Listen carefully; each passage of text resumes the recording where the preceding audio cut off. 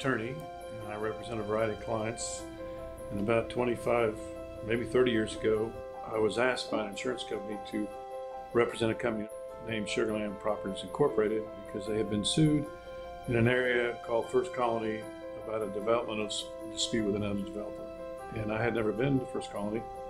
So I came out here and I met with Carl Favre and Mike Cox. And the first thing we did is we toured the entire community. And I'm prone to ask a lot of questions, and I did. And I found out a lot about how this place was put together. And I'd never seen anything like it before. Nowadays, there's master plan communities all over the state. But at the time, First Colony was one of the first and certainly the largest in the state. And I was very impressed about how the whole thing fit together. Back then, communities weren't developed on a master plan. Here, you had different neighborhoods designed for different price points. You had recreation centers, you had common areas. They had planted at that time tens of thousands of trees. I was very impressed the level of detail that went in before the first home was built and the infrastructure and the planning. There's always the issues you have in any community with issues involving construction and builders and developers, but what's unique to a master plan community is the different components. Things now that we all hear, back then you never really heard about, was MUDs, municipal utility districts. How do they work? How do they build the infrastructure for community? LIDs, levy improvement districts, homeowners associations. These are entities back then were relatively new concepts. The legal aspect is how those all fit together to build a successful community. Deed restrictions were very well thought out here. Signage enforcement. So those sort of things take a lot of legal planning, and they take a lot of legal enforcement, and they lead to a lot of misunderstandings for the people who don't understand how it all fits together. There's different responsibilities that a homeowners association has versus a developer versus the MUD district. So those, for an attorney, first learning them and then learning how to deal with them have been some ongoing challenges over the years. Over time, we've had some lawsuits. A lot of them have arisen out of misunderstandings of how the whole system fits together. And not only have we had to educate people who live here, we've had oftentimes educate judges and juries on how the whole system fits together. Let's take this community now. I think we're, 30 years. Now, for a developer 30 years ago to sit with a piece of raw land and have a vision and to map out that vision that's going to reach fruition 30 years later takes a lot of foresight, it takes a lot of planning. To see what this was once upon a time was raw land, pecan orchards, rice fields, and then to see what it is now is a tribute to the people who planted. And it's really amazing when I look at it that it all turned out that way. I mean, how many things in this world at a 30-year time frame turn out on a plan like that? So I think the master plan, the term master plan really means something. It means that kind of organizational level, that kind of foresight. There are things now that have come up that back then didn't even exist, that some of that foresight has actually dealt with. And it's surprising how well. But it's also an evolving process because some things that were not existing back then, no one could have predicted some of the housing crisis we had in the 80s, the mortgage lending crisis we had 20 years ago. These are things that the plan of the community has shown how we've weathered those storms and continue to prosper. And that's a tribute to the people who put it together originally.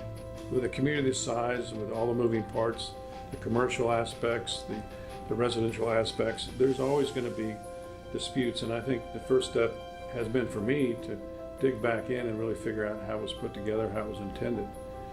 I do trial work. I have to rely upon a lot of lawyers who do the real estate work to educate me and help me understand how it works.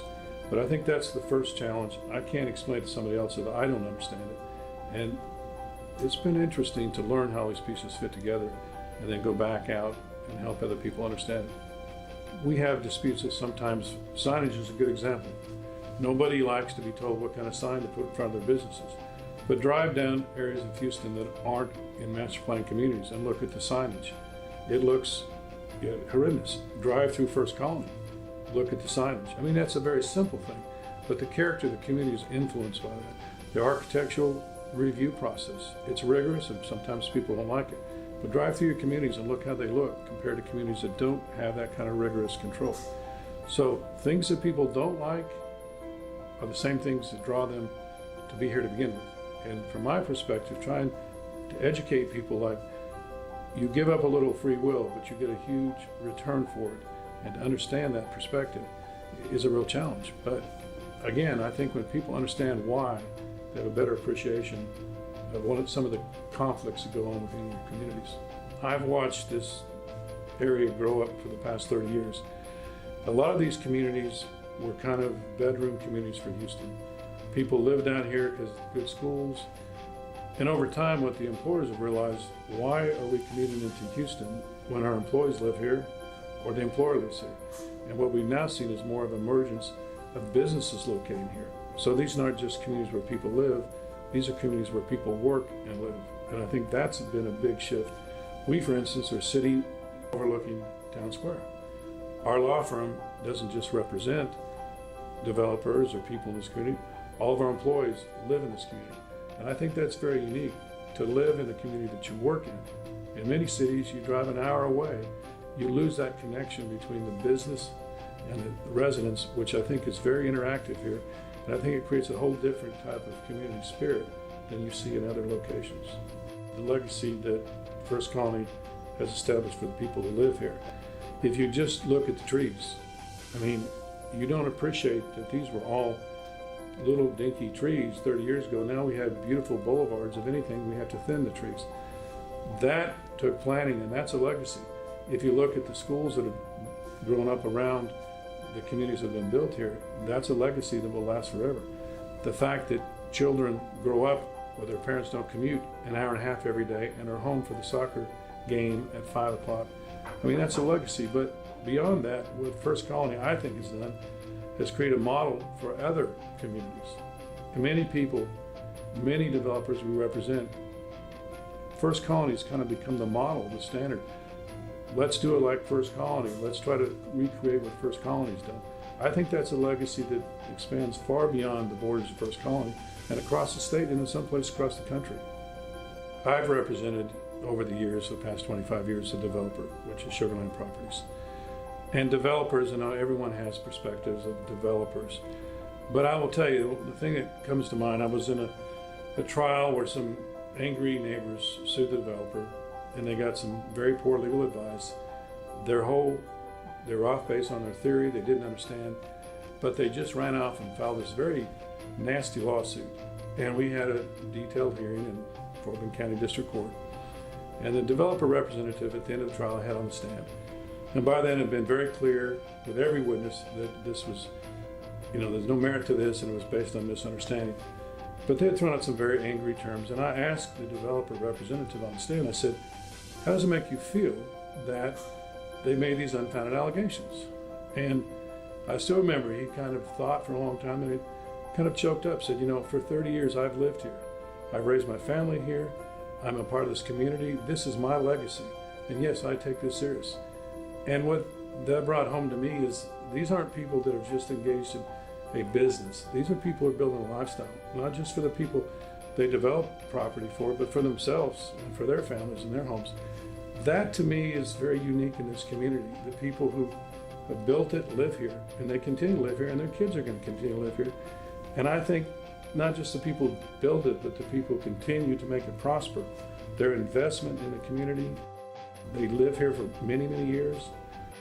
I think that's a very unique environment. And I think that little anecdote kind of, to me, is the epitome of what the people who built this community stand for. What I think is different is many people, when they ask you to represent them or defend them, it's, can you get me out of this? Can you figure a way to avoid my exposure, my liability? The attitude typically here has been, if there's a problem, can you help us fix it? Can you help it make it right? Can you make it better?